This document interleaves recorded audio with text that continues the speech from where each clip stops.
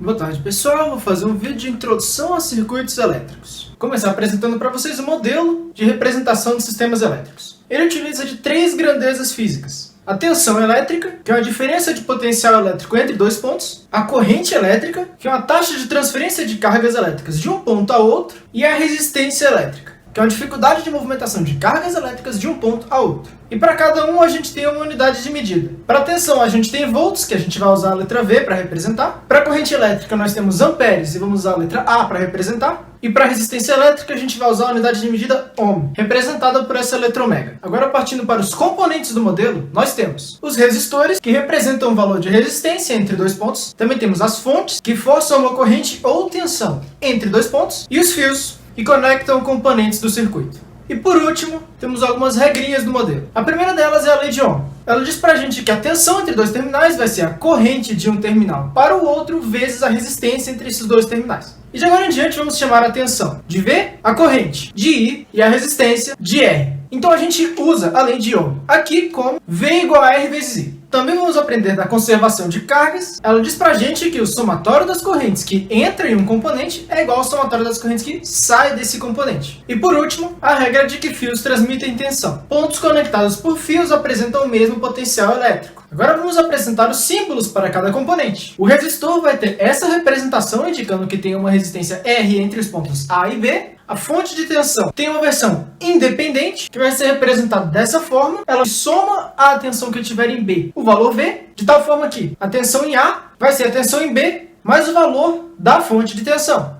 Já a fonte dependente de tensão soma uma tensão proporcional a uma outra variável x, de tal sorte que a tensão no ponto A seja igual à tensão no ponto B, mais uma constante vezes essa variável x. A fonte independente de corrente força uma corrente do ponto B ao ponto A. Essa corrente de valor I. E da mesma forma que a de tensão, a versão dependente dela força uma corrente de B até A proporcional a alguma outra variável x. Vamos fazer alguns exemplos para ver se fica um pouco mais claro.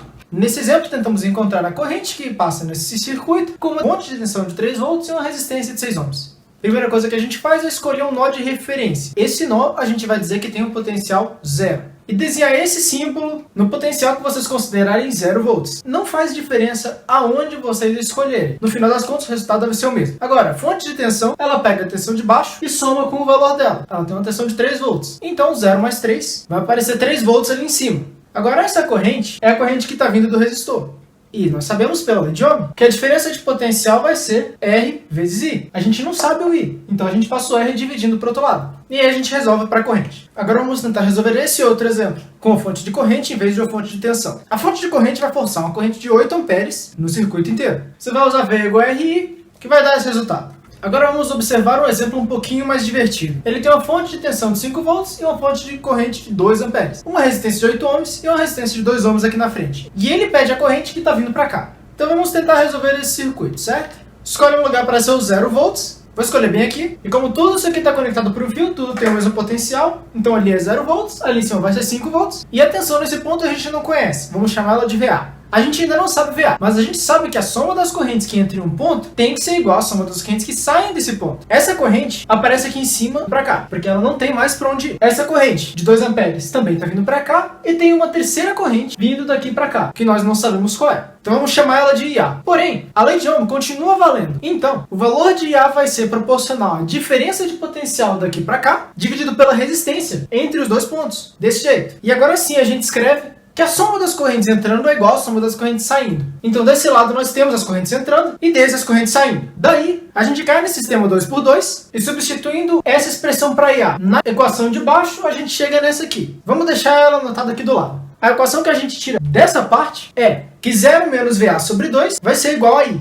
Porque sempre que a gente estiver fazendo a conta da diferença de potencial, a gente vai de onde a corrente entra para onde a corrente sai e escreve a diferença, depois divide pela resistência. Ele sai do 0 e vai para o VA. Então é 0 menos VA sobre 2. Isso vai ser o valor de I. Mais uma vez a gente cai no sistema 2x2, que dá pra gente essa equação, e a gente tira que VA é 21 sobre 5. Sabendo VA, a gente volta para essa equação e encontra que I é menos 2,1 amperes. Esse menos significa que a corrente está para o outro lado. E agora se eu perguntar qual é a corrente corrente nesse fio, você consegue descobrir simplesmente porque tem 2,1 entrando nesse ponto, 2 saindo para cima, então só sobra 0,1 para sair pela esquerda. E dessa forma nós determinamos as correntes e as tensões em todos os pontos do circuito. E antes de avançar, vamos ver esse exemplo com a fonte de tensão dependente. Essa bem aqui, ela depende do valor de Ix, que é a corrente que está bem nesse ramo. Então vamos escolher um ponto para ser o nosso 0 volts, aqui. Então a tensão em cima da fonte de tensão vai ser 2Ix, e a gente vai encontrar a tensão nesse ponto aqui do meio, vamos chamá-la de VA. Por causa dessa corrente, a gente sabe que a tensão VA tem que ser proporcional a Ix. Então a gente consegue descobrir que VA vai ser 8Ix. E agora a gente volta para esse ponto e diz: a soma das correntes que está saindo tem que ser igual à soma das correntes que está entrando. Nós temos 1 ampere entrando da fonte de corrente, e as outras duas correntes a gente vai dizer que está saindo. Uma sendo Ix, 8Ix, menos 2Ix sobre 8. Daqui a gente isola Ix desse lado da equação, e a gente encontra essa expressão para Ix, que dá 6 sobre 7 amperes, e a gente já pode substituir as outras tensões no circuito. E só para encontrar todos os valores relevantes do circuito, vamos encontrar a corrente aqui.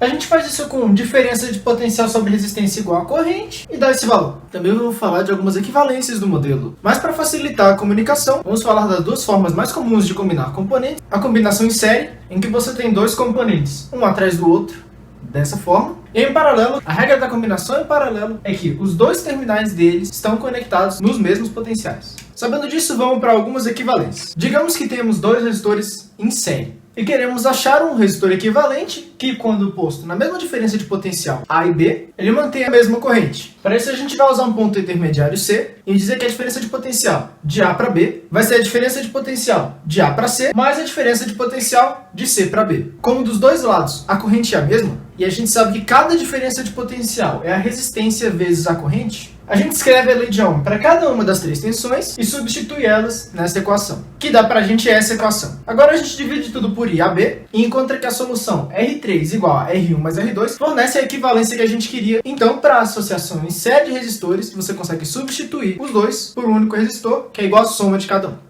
Isso pode simplificar um problema maior. A próxima equivalência que a gente quer encontrar é a de resistores em paralelo. E sabendo que a soma das correntes que entra nesse ponto é igual à soma das correntes que sai desse ponto, IAB tem que ser igual à soma de I1 com I2. A gente também sabe que a diferença de potencial de A para B é a mesma e é aplicada nos dois resistores. Então a gente vai reescrever a lei de Ohm dessa forma para poder substituir em cada um desses termos. Então a gente escreve que cada uma das correntes é proporcional à diferença de potencial pela resistência entre os terminais. A gente chega nessa equação aqui e dividindo tudo por VAB, a gente chega nessa expressão para R3. O resistor equivalente da associação em paralelo entre dois resistores vai ser o inverso da soma dos inversos, ou de uma forma mais fácil de lembrar, o produto sobre a soma. Mais uma vez, isso serve para simplificar circuitos muito grandes. Por último, vamos falar de associações de fontes. Primeiro, a de corrente. A gente sabe que I1 mais I2 tem que ser IAB, então é fácil substituir isso por I1 mais I2. Já em série, você teria que, para isso ser possível, o I1 ia ter que ser igual a I2. Se eles forem diferentes, a associação não faz sentido, então é mais fácil só dizer que não pode fontes de corrente em série. Já para fontes de tensão, se elas estão em série, e a gente sabe que a fonte de tensão só soma uma tensão, ele vai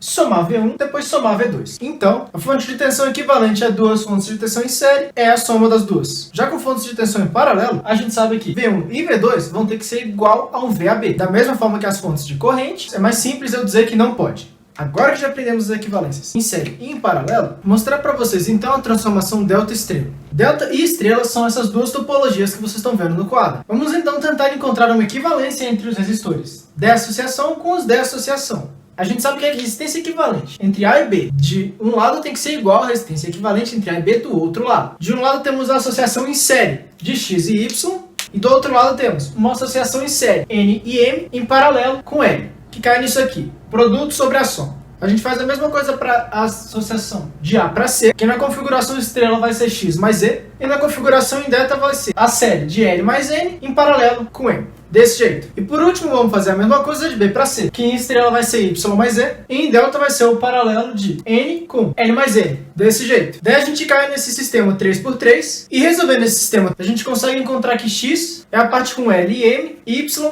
é a parte com L e N, e Z é a parte com M e N. O denominador das três é o mesmo, a somatória dos três resistores. Essas igualdades permitem a gente ir de delta para estrela, mas nós queremos também saber como ir de estrela para delta. Vamos voltar para esse lado e trocar somas por multiplicações. Você deve chegar nesse resultado. Somando todo mundo, você vai chegar nessa equação e colocando L vezes N em evidência no numerador, cai nisso aqui. Aí você pode cortar esse termo que aparece em cima com o quadrado dele aqui embaixo. E a gente finalmente chega nesse termo. Agora, comparando essa fração com essas outras três frações, você pode perceber que x é igual a essa parcela da fração. Então a gente consegue isolar o n nessa equação se a gente dividir os dois lados por x. Desse jeito. Aí a gente faz o processo análogo para m e depois para l. E pronto, a gente encontrou a forma de traduzir delta para estrela e estrela para delta. Continuando, eu vou apresentar para vocês o teorema da superposição. Ele diz pra gente que o efeito de múltiplas fontes independentes vai ser igual ao somatório dos efeitos de cada fonte individualmente. Então, para utilizar esse teorema para resolver circuitos, toda vez que você vir mais de uma fonte independente, se for facilitar as suas contas, você curta o circuito a fontes de tensão ou abre o circuito para fontes de corrente e resolve com as outras fontes. Então, se nós tivermos um circuito com 3 fontes, você separa ele em 3 circuitos com apenas uma das 3 fontes ativa. As outras duas terão um valor zero. A fonte de corrente, com valor zero, equivale a um circuito aberto. Nenhuma corrente passa por ali. A fonte de tensão, com 0 volts, é a mesma coisa que o fio, um curto-circuito. Aí a diferença de potencial entre os dois terminais vai ser sempre zero. Você resolve para cada um dos 3 e depois soma os resultados de cada um dos 3 circuitos. Vamos então tentar resolver esse circuito pela superposição. Como a gente resolveu ele antes, a gente sabe que a tensão sobre esse resistor dá 21 sobre 5. Vamos ver o que a superposição vai dizer para a gente. O circuito com a fonte de tensão curto-circuitada vai ficar desse jeito. Os dois resistores estão em paralelo. Então a gente pode substituir eles por uma resistência equivalente com a fórmula do produto sobre a soma. Esse resultado vai dar 1,6 e logo a tensão vai ser 2 vezes 1,6, 3,2. Pronto, nós temos a nossa primeira parcela. Agora, removendo a fonte de corrente, nós chegamos nesse outro circuito. Para resolver ele, nós precisamos de 2 passos. Primeiro, encontrar a corrente nesse circuito. Esses dois resistores estão em série e está tendo uma tensão de 5 volts em cima deles. Ou seja, a gente tem uma corrente de 5 mais 8 sobre 2, que dá meio. Aí essa tensão, que vamos chamar de V0, vai ser I vezes a resistência, tomando esse nó como referência. Então V0 igual a 1. Agora, se a gente somar esses dois resultados, a gente chega no resultado que a gente encontrou da primeira vez que resolveu. A outra coisa que o teorema diz pra gente é que se uma entrada de magnitude x causa uma saída de magnitude y, e você multiplicar essa entrada por uma constante a, a saída também será multiplicada por essa constante a. E agora eu vou apresentar para vocês os teoremas de Thevenin e de Norton. Eles dizem pra gente que qualquer circuito passivo tem um circuito equivalente, que consiste apenas de uma fonte e um resistor. O teorema de Thevenin fala que para todo circuito tem um equivalente com a fonte de tensão e um resistor, e o de Norton diz pra gente que todo circuito tem um equivalente com a fonte de corrente e um resistor. Para encontrar a tensão de Thevenin, a gente escolhe a parte do circuito que a gente quer encontrar a equivalência, vamos chamar essas partes de A e B. Para achar a tensão de Thevenin, você abre o circuito, tirando o elemento que tiver ali, e calcula a tensão que aparece ali. Essa tensão vai ser a tensão de Thevenin. Para o caso da corrente de Norton, você curta o circuito os dois pontos, ligando com o fio, ponto A ao ponto B, e mede a corrente que passa nesse fio. Essa corrente vai ser a corrente de Norton. Para encontrar a resistência de Thevenin do circuito, que é a resistência que aparece tanto no teorema de Norton quanto no teorema de Thevenin, você tem duas abordagens. A primeira delas, e a que funciona para todos os casos, é de simplesmente pegar a tensão de Thevenin e dividir pela corrente de Norton. Isso vai te dar a resistência de Thevenin. Outro método é você desligar as fontes independentes, tira o elemento que tiver aqui e encontrar a resistência equivalente entre A e B. Embora seja um método um pouquinho mais rápido e mais simples, ele não funciona se seu circuito tiver fontes dependentes. E é isso que eu tinha para vocês hoje, então falou!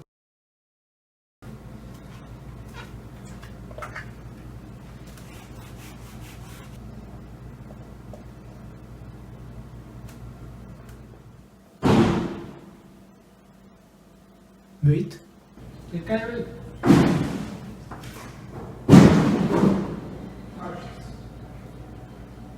Ok, não preocupante. Esse menos significa que ela não está nesse sentido, que ela está pro outro. Porcaria. E aí? Tá gravando. Foi? Fala. O pessoal hoje vai passar aqui, eu vou descer aqui na garagem pra dar um tchau, vai passar de carro. Tem que chegar na garagem.